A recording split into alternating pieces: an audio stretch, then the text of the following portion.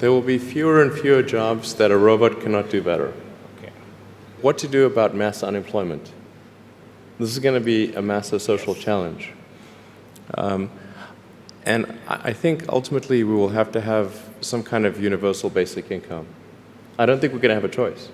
Universal Basic Income, or UBI, is essentially a government program to distribute a monthly dividend to all U.S. citizens over the age of 18.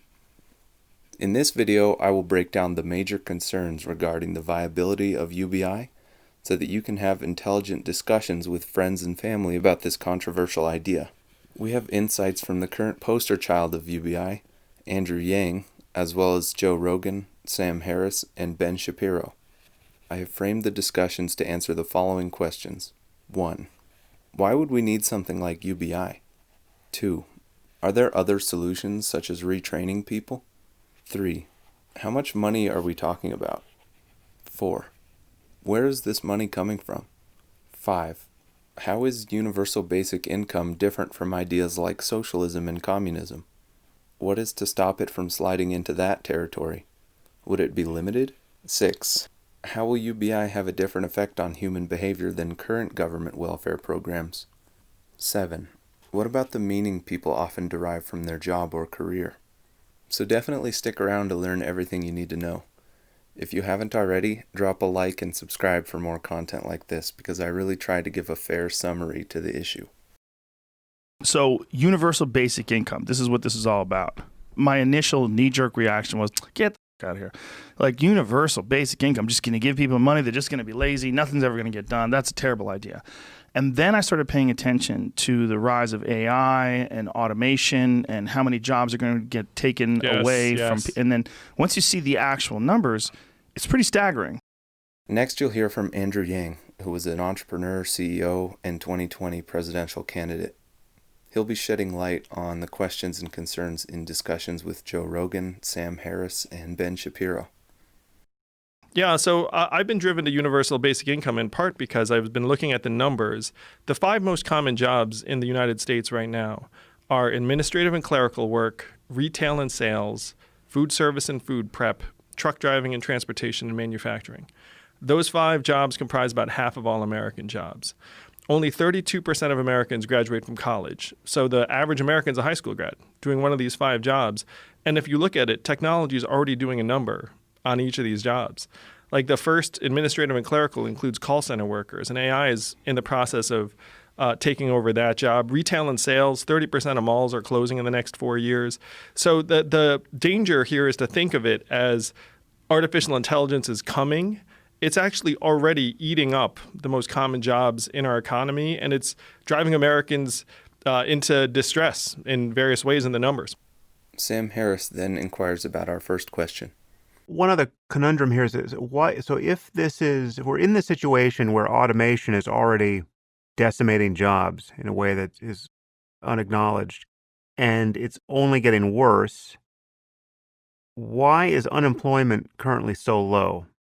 And why is productivity also acknowledged to be low? Because it would seem of necessity it should be high if automation is in fact exerting its effects. Yeah, so, and I write about this in the book, where the unemployment level really is highly misleading because it relies only upon people who are currently in the labor force looking for work.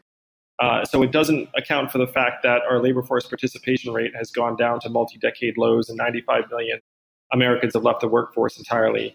And it also doesn't account for underemployment, which the New York Fed now measures to be 44% among recent college graduates. So as long as you have a job, even if it's below what your skill level or your education level would indicate, then that doesn't show up in headline unemployment.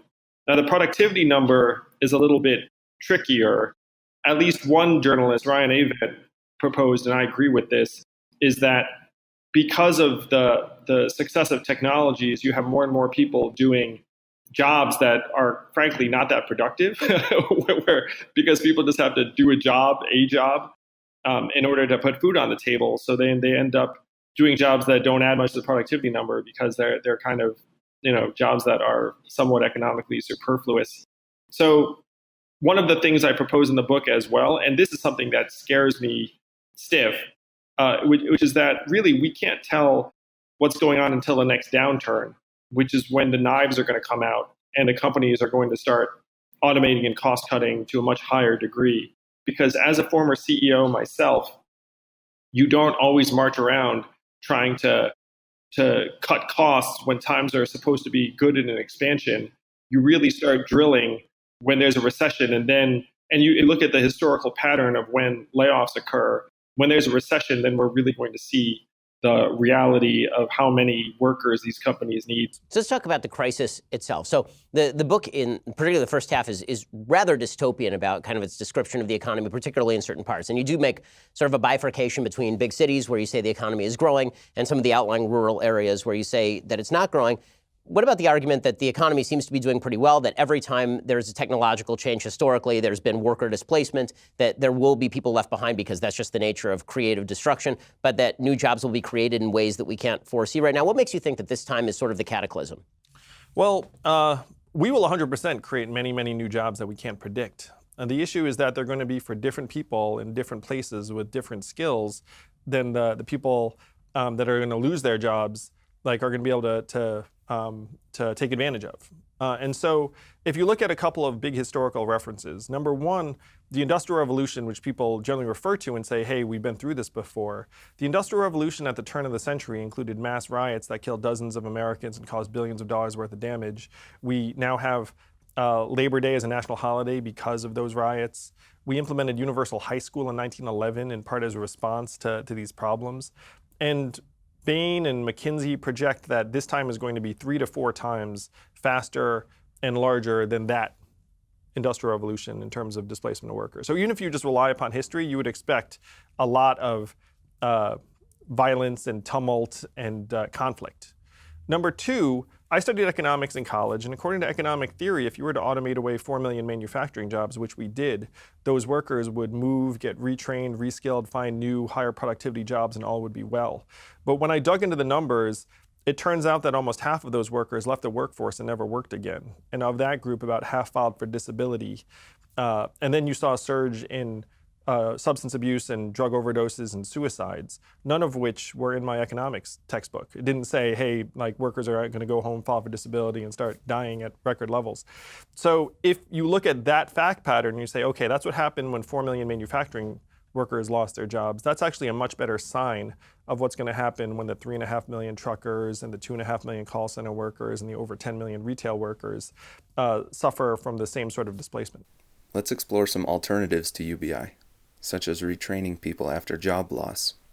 Are there other alternatives that you've considered other than just universal basic income, like educating people about this being a real issue and perhaps pushing them or directing them towards other occupations? The truth of it, Joe, is that there are 3.5 million truck drivers in this country right now. It's the most common job in 29 states. And the average trucker is a 49-year-old guy with a high school education, maybe ex-military. So then if you say, hey, I'm going to retrain 500,000 truck drivers, for what exactly is like issue number one? Right. And that these guys didn't love school 30 years ago. It's not like driving a truck has made them really excited about the idea. Yeah. And then the new job you're training them for, I looked into the data as to how good we were at retraining, let's say, displaced manufacturing workers in the Midwest when we started decimating their jobs. And we're terrible at it. Like, according to independent studies, government-funded retraining programs had a success rate of between 0 and 15% in real life. Like, this is what actually happened to the workers of Michigan and Indiana and Ohio. I mean, I'm trying to look at this through rose-colored glasses, I guess. I'm trying to think if there's a way that these people can adapt. People legitimately talk about retraining coal miners to be software engineers. Stuff that on the face of it makes no sense. But the reason why we're stretching for that is because we're looking for some kind of retraining-oriented solution when the numbers show that that's just not going to be the recipe for actual success. It's kind of preposterous to ask someone who doesn't have an education to do something that's as difficult as code, computer language. Yeah, and unfortunately, we're going to get to a point where AI can do some basic coding at a certain level. Joe then asks Andrew questions 3 and 4. When you're talking about universal basic income, there's 2 questions that come up. How much money and where is it coming from? So first, I want to say that if you look at the heritage of universal basic income, it's a deeply American idea where Thomas Paine was for it at the founding of the country. And then Martin Luther King was for it. Milton Friedman, the godfather of conservative economists, was for it. And one state has had it in effect for 37 years, where everyone in that state gets between $1,000 and $2,000 a year, no questions asked. This is Alaska? Yeah, it's Alaska, and they fund it with oil money. And what I'm going around telling people is that technology is the oil of the 21st century. We're spending about $1.5 trillion right now on 126 welfare programs and Social Security. So the $3 trillion actually shrinks a lot very fast because of the fact that about half of Americans are already getting various income support from the government. So the real price tag is closer to about 1.8 trillion if you say everyone who's 18 and up. Now, for context, the entire U.S. economy is now 20 trillion, up 5 trillion in the last 12 years, and the federal budget's 4 trillion. So you're looking at 1.8 trillion. It's a lot of money. We all know that right now most Americans are living paycheck to paycheck. 57% of Americans can't afford an unexpected $500 bill. So you put $1,000 a month into their hands, it's going to go right back into the economy. They're going to spend it on food, child care, car repairs they've been putting off, the occasional night out. And then all of those businesses end up hiring more people, and then we end up getting some of the money back as tax revenues. We're going to get back, let's call it $400 billion in new tax receipts because everyone's going to be spending more money. We're going to save $100 to $200 billion on things like incarceration and homelessness services and emergency room health care. It's a great incentive to try and stay out of jail because, you stop getting it if you wind up in jail. How much crime do you think you'd actually prevent, though, by giving people $1,000 a month? I mean, I think most of the people that are doing crime, whether it's thievery or assault, they're not thinking this out. This is just either a way of life for them, either, they've got real mental issues or a pattern of behavior that they can't break. I really don't think that $1,000 a month is going to fix any of that. Well, it's not going to fix all of it, for sure. I mean, we'll still have jails. It's not like, silver bullet. Yeah. But at the margins, would it keep like that person who's falling through the cracks and feels like they have no place in society? And maybe they, it's like the people around them are also like, hey, you don't have any value, and you get $1,000 a month. Maybe like it keeps them off at the margins. And everything we're talking about is at the margins. I mean, everything's like this statistical curve, and you're taking the people who are, let's call it like the last 10 to 20%. But if you reduce our incarcerated population by 10 to 20%, I mean, that's billions and billions of dollars. So let's talk about the cost side of this. So you proposed value-added tax. You point out that in Europe there is value-added tax, which is essentially a consumption tax.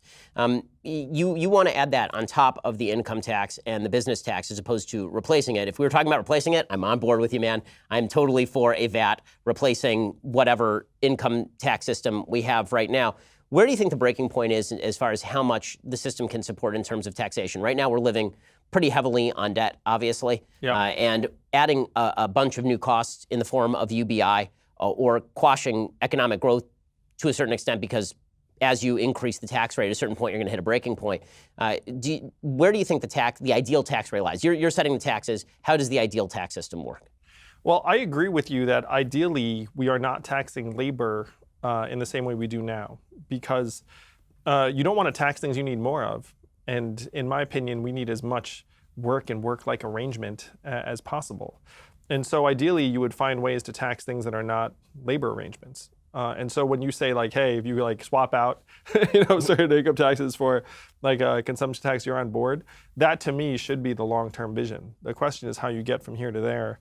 And so the way I would start is by implementing this value-added tax at half the European level is quite modest, but it would help capture some of the gains that Amazon and these other mega tech companies are experiencing and return those gains to the American people. And some of it will float back up to, Jeff and Amazon again, because you'll just buy an extra toaster. But like a lot of it will go to your local restaurants and the mechanic and the tutoring service and the hardware store, and it'll help replenish the Main Street economy and create jobs.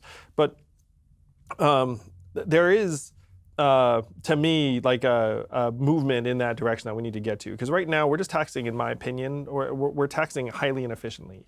And you look around, and the way that we're trying to address this is like, hey, it's like there's like this high marginal tax rate. I try to explain to people all the time, look, Jeff Bezos is worth $160 billion. And most of that is Amazon stock. And it went from zero to being worth $160 billion. And he's way too smart to have a taxable event. Like I can ratchet up the marginal tax rate very, very high, and it's not going to help anything. This is exactly, by the way, what it was in the 1950s. When people say that there was a 91 top tax bracket in the 1950s, no one paid that percentage because there were a bunch of loopholes in the law that allowed people to escape paying that percentage. The effective marginal tax bracket at that point was effectively the same as it is today. People were paying basically the same amount of taxes. Yeah, like people are very, very smart. They're very, very. Yeah, you work with a lot of those people, right? I mean, tax avoidance is a strategy, and people will do that. Some of our smartest friends in law school are helping people avoid taxes right now. Of course. So one of the things I admire about Andrew Yang the most is his acknowledgement of the importance of incentives when it comes to people's behavior. While this discussion he talked about shifting taxes to incentivize working, he has also talked about getting rid of the private prison system because their incentives involve putting more people in prison because that's how they profit. But that is a topic for another video. Let's move on to question 5. Perhaps we should just sketch how this would be implemented, because this is, I think the picture here is of some bizarre social experiment which has been untested. But as you point out in the book, this has actually been tested in various places. And so we have some data on the effect of UBI. But it also seems akin to socialism and even communism for people. But one thing is clear, this need not, and in fact does not entail creating any more government bureaucracy. So talk about just what it would mean to have a universal basic income and how it would be affected. So the great thing about universal basic income and what makes it so powerful is that it would flow to the bottom line of individuals and families and households in a way that would enhance their quality of life almost immediately, where according to the data, child nutrition and graduation rates go up, mental health improves, domestic violence goes down, hospital visits go down, mobility goes up. So the wonderful thing is that the government could actually get this done in a way that it could not do many of the other things that we claim it might be able to do, like educate all Americans for jobs in the future. Impossible. The government could try and it would just end up not faring that well, as you can tell by the numbers. So my friend Andy Stern, who used to run the largest labor union in the country, says that the government is not great at many things, but it is excellent at sending large numbers of checks to large numbers of people promptly and reliably. And it does that to great effect every month.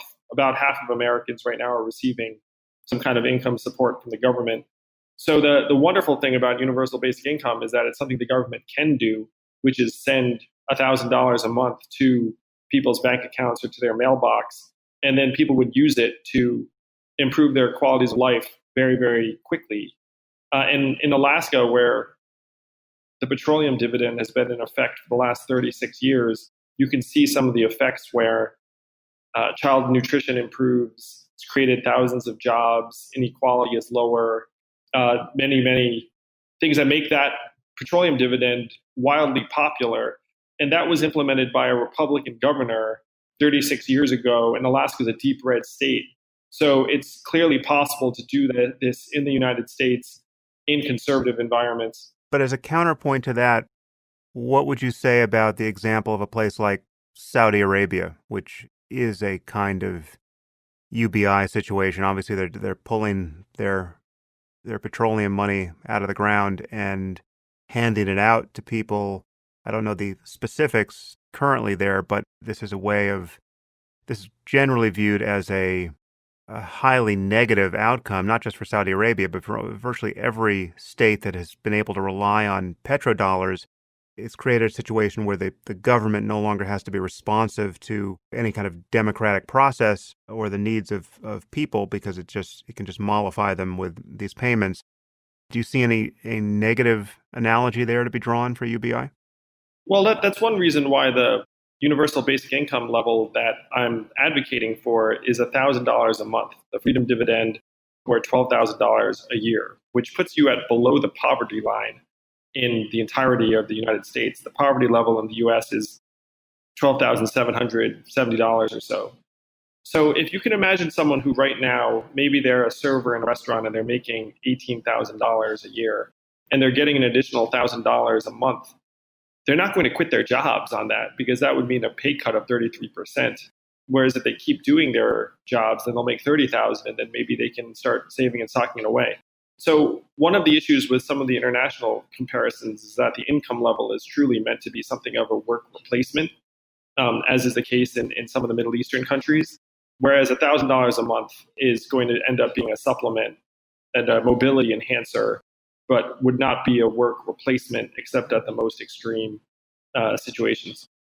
The optimist in me would like to believe UBI wouldn't be a work replacement, but rather a supplement. But it seems significantly fewer people would work. Imagine a hypothetical couple who each had made $24,000 a year, totaling to $48,000 a year. With each of them receiving $12,000 a year as a dividend, one of them could quit working entirely and they would have the same amount of income as before. It's a simplified example, but some percentage of people will choose a similar arrangement. You're right about the fact that our entitlement programs are creeping ever higher in terms of both proportion of the federal budget and the enrollments, where there are right now more Americans on disability than work in construction, as one example. And these trends are not going to abate, they're actually going to accelerate. So the question is whether we're going to try and restructure those programs to something that we can all embrace and get excited about that will actually help keep American families and communities strong, instead of waiting for more and more people to get debilitated by, for example, an automation wave that's going to displace the significant proportion of the people that hold the most common jobs in the economy, which we're in the midst of right now. And so the question is, do you wait and say, okay, like I guess we're going to have more and more people qualifying for these welfare programs that have very negative incentives attached to them, or are we going to own the reality and say, look, we get it, we're going to have this dividend, and then we're going to reverse the incentives of those programs over time. Now, to your question about like whether there's a logical limit, the reason why $1,000 a month is so magical is that it's enough to make a huge difference in the lives of individuals and families. It's going to help children's health and graduation rates and mental health, and kids will have a real chance to learn. Will reduce domestic violence, will reduce hospital visits. But it's not enough to be a labor replacement, because $12,000 is below the U.S. poverty line of $12,700. And so people are still going to have to work to prosper and have a life that anyone's going to be excited about. So my goal would be to put in this $1,000 dividend and then keep it at that level, but it's going to be up to, and this is a big leap, but we have to trust that future legislatures will be responsible with the fact that... Yeah, good luck to that. Well, but again, you can look at something like Alaska. They've had it for 37 years, and they've pegged it to a particular resource. And so what I'm suggesting is, what is the resource that we should peg this to? And the resource we should peg this to is technology, where we have artificial intelligence and self-driving cars and trucks coming. And Amazon, this trillion-dollar tech company that's sucking up $20 billion in commerce and causing 30% of malls and stores to close, they paid zero in federal taxes last year. And so what I'm going around saying is, like, look, that's not their fault. It's their job to pay as little tax as possible. But that means we've done a bad job designing a system if Amazon's paying less in federal taxes than you are, or he is. Correcting loopholes in the tax code seems like an issue that should be addressed regardless of whether we implement UBI. Although I suspect something like UBI could get the ball rolling on changes like this. Let's move on to question 6. Let's talk about the picture of our economic situation as it is now, and then we'll talk a little bit more about the objections to UBI. I mean, I'll just give you a few facts from your book. One that was startling to me is that 94% of new jobs created between 2005 and 2015 were contractor or temp jobs. So this already we're seeing the gig economy change the face of human employment, and that has obviously negative implications for the social safety net and people's sense of their own job security. During this time, most of the wealth gains and the productivity gains have gone to the top 1%, as is well known. The top 20% of people own 92% of the stock market. So the bottom 80% own the remaining 8% of the stock market. So what we see in the stock market is affecting, for the most part, the top 20% of American society. And then you get into some facts about what's happening to young men, and that 22% of men in their 20s with less than a bachelor's degree have done no work in the previous year. and that's up from 9% in the year 2000. And 75% of the time they used to spend working is now spent on the computer, and that's mostly playing video games. So we have this picture of people falling out of gainful employment, or at least delaying their entry into the workforce for a very long time, and falling into some kind of almost like an Aldous Huxley level derangement of their priorities, where they're just playing video games and not figuring out what to do with their lives. I guess one obvious objection here is when you focus on that picture, why wouldn't UBI exacerbate this problem? If we're paying people $1,000 a month, why isn't that going to usher in some truly dystopian reality where you have just, all the people who were in their mother's basements playing video games now we're subsidizing them to do that in a way that's totally dysfunctional? Well, the main reason is that if you had, so I'm trying to put myself in the shoes, and I used to like video games a lot when I was younger, where if you were getting $1,000 a month, then you're much more likely to get out of your parents' basement and visit friends and find things to do that are somewhat more social and external facing. I mean, a lot of the reason why these men are retreating is because there's no real economic security or path forward for them. And they feel much better served by going online and hanging out with their friends and making progress in a measurable way, at least in their gaming environment. So you could certainly try and attach a work requirement to it. But one of the dangers to me is that like the work requirements to me actually push much more towards a dystopian reality where, as you point out, it's like, what are the jobs going to be? How are they going to be distributed, particularly geographically in a lot of parts of the country? Because we are in a divergent economy where certain, and I felt like I was traveling between worlds or dimensions when I would fly between like Detroit or Cleveland or St. Louis back to New York or San Francisco very often. So the realities are that it's going to be a generational challenge to find ways to engage men, in particular, young men without college educations, in productive ways that further society. And that's going to be something that we grapple with for decades. So I want to ask you about the location of meaning. So I've heard, as I say, I think there's a point where the populist left sort of meets the populist right. And the suggestion is that if we structure the economy in certain ways, that this will provide more jobs, and that the jobs are what are going to provide meaning. But you also suggest that, the freedom dividend, while it may create more jobs as sort of an ancillary benefit, there are a lot of people who are not going to be able to work, who are going to be on the freedom dividend, who are going to be receiving UBI. In fact, UBI studies don't show increased employment in virtually any study. At best, they show even employment or declines in employment in the areas in which they are tried. So, and then you sort of suggest that people will be able to find meaning in all the other things you're talking about, volunteering and community and art. But we're not seeing that with disability. So people are dependent on disability. They're not engaging more in art making or learning to play violin or volunteering more. They're engaging more with video games, as you talk about, or drug use, or in some cases, they become suicidal. We're seeing family breakdown with all of that. So what makes you think that the freedom dividend is going to have a different effect on human behavior than, for example, current government welfare systems have? Yes. So 3 things. The first is that money does not somehow convey meaning. And the best it can do is maybe provide circumstances that help people find a path towards some work that they find fulfilling.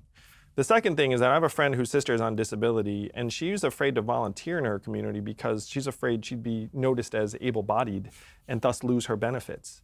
And so this freedom dividend would be unconditional and free and clear, and so that person would be volunteering and would not have any fear that her benefits are going to be taken away. The third thing is that there's something very, very important about conceiving of yourself as either able or disabled.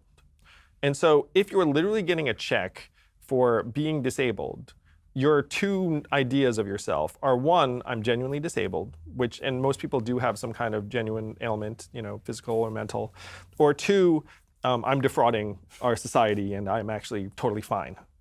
And I'm going to suggest that most people will fall into bucket number 1, that it's like a rare person who's just like, I'm 100% fine, and this disability check I'm getting is just me being completely fabricating some condition. And so if you invert that mentality and you say, hey, you are not disabled, you are fine, you are a citizen of the richest, most advanced country in the history of the world, and you're getting this cash and it's going to be yours no matter what because it's yours and you deserve it, then that would be more constructive in terms of pushing more people into things that they'd feel good about, that society would feel good about, than if we say, hey, there's something wrong with you and we're going to give you this cash in order to survive. Sam Harris speaks about question 7, discussing meaning and fulfillment. So let's tackle this idea, which you kind of flagged briefly when we were talking about the dystopian generation of gamers, which almost certainly is a kind of myth. The idea that meaning is to be found in most of the jobs that people are doing. And you have a quote by a historian who I had never heard of, Benjamin Honeycutt, which is rather amusing. But he said that if a cashier's job were a video game, we would consider it the most punishingly boring game ever designed. And yet magically, when we call it a job, politicians praise it as a source of meaning and dignity and fulfillment, and really the kind of the only conceivable source. That, like, what would this person be doing with their life if they weren't a cashier, deriving so much meaning from this job? And yet Honeycutt says that purpose and meaning and identity and fulfillment and creativity and autonomy, these are things that positive psychology has shown us to be necessary for our well-being, but these are absent in many, if not most, jobs, and certainly what we would consider the average job. Yet there is this problem of meaning, that people need to find something to do with their lives that is fulfilling to one or another degree. And it is just a fact that because virtually everyone has to work to survive, work is the placeholder for that project. And in the absence of real necessity, and the fear is that UBI would undercut this real necessity, we will have millions of aimless, opiate-abusing, alcohol-abusing people who have just become unmoored. Yes, and that really is the massive challenge. Some people say to me, hey, if we're really automating the jobs away, universal basic income is not the solution, which I completely agree with. And if you look at the data, it's the case that if someone doesn't have a job, especially if they're a man, they tend to disintegrate into antisocial and self-destructive behaviors. I mean, that's just, again, facts and data. So the goal is to try and get people into environments where they're not all cashiers, which is really, to me, like one of the dystopian futures to avoid is that the government comes around and says, hey, like, you can make enough to live if you do this make work nonsense job and like stand there in the park and play tour guide or whatever the heck seems like the subsistence job of the day for the unskilled. So that to me is what we have to avoid. And the major challenge really is what does provide the structure and purpose and fulfillment that we imagine work to provide to millions and millions of Americans every day. So the universal basic income has an incredible virtue where it puts more people in position to be able to make that determination. And it would create, according to the Roosevelt Institute, 4.5 million new jobs in our economy, because if people have more money to spend, then they're going to end up spending it in local businesses and on tutoring and car repairs and everything else. And that's going to create jobs. And then it also puts people in position to perhaps see what it is they want to work on, think about even the business they want to start. I mean, I'm a serial entrepreneur, and one of the things that discourages me the most is that if you look at the rates of business formation in the US, they are also down to multi-decade lows. And rates of entrepreneurship among millennials, the lowest of any generation in modern history. And a lot of this is because of economic insecurity, but it's also because people don't have a real sense as to what they want to work on. And if you had even some basic income coming in every month, then you might think about the business you want to start, the organization you want to found. And that's how we end up creating more meaning and more fulfillment for people. So in order for UBI to be viable, people still need productive outlets, which most often come in the form of jobs and careers. This is why it's so important it doesn't become a work replacement, but rather a supplement. By keeping the amount below the poverty line, people will still need to work in order to lead fulfilling lives. Ben Shapiro expresses similar concern on the topic of meaning. How much can money actually do? I wrote an entire book which right now is doing very well, The Right Side of History, in which I talk about, I think, the lack of meaning and purpose in people's lives. And I wonder whether signing a check is going to actually alleviate that in any real way. It seems like there's been a loss of social capital and social fabric that can't necessarily be filled with a government program, and that no matter what government program we propose, if that social capital is not restored through certain basic beliefs in fundamental principles of the country, certain freedoms and certain beliefs in community and the kind of charitable organization that you are the head of, that it's going to be very difficult for people to find meaning even if they're making a little more money, because the fact is we're the wealthiest country in the history of the world. People are exorbitantly wealthy. The poorest among us, I mean, the rich would have been clamoring in 1880, or for that matter, 1920, to live like the poorest among us live now. So can we fill what is effectively a spiritual hole with a government program? This is, to me, the generational challenge that we're facing, is how do you create more community ties and structure and purpose and fulfillment and paths forward for Americans who feel this central void in their lives? And of course, like $1,000 a month does not fill that void.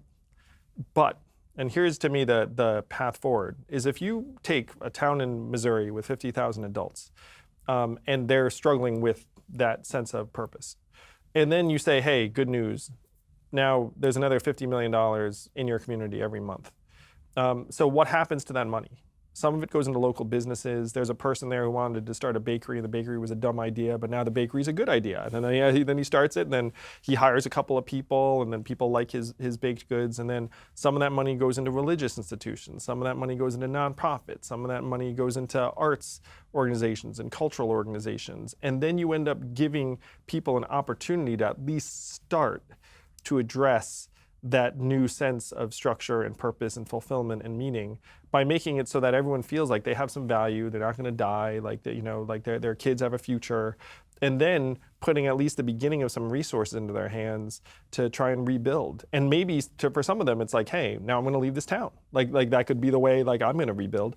But that to me is the generational challenge. How do you restore that sense of self-worth and social capital and the rest of it? So it's not like money does that, but what money does do is that money helps create the conditions where we can at least start to try and address that central challenge. How many people have no idea that this is coming? Well, what I say to people, Joe, is I say, hey, have you noticed stores closing on your main street? And then they say yes. And then I ask them, why is that? And then they reflect for a minute, and then they say, Amazon. And I'm like, yeah, that's right.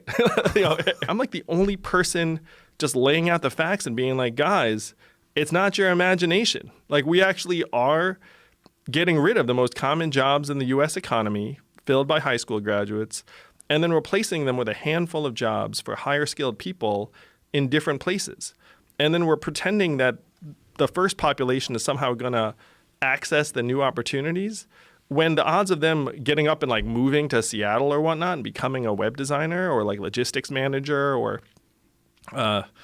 big data scientist or something, like essentially near zero. Well, I love the idea, and it would be amazing if you won. I mean, it really would be fascinating. And like I said, I've done a complete 180 on the idea of universal basic income. We're going to go through a revolution.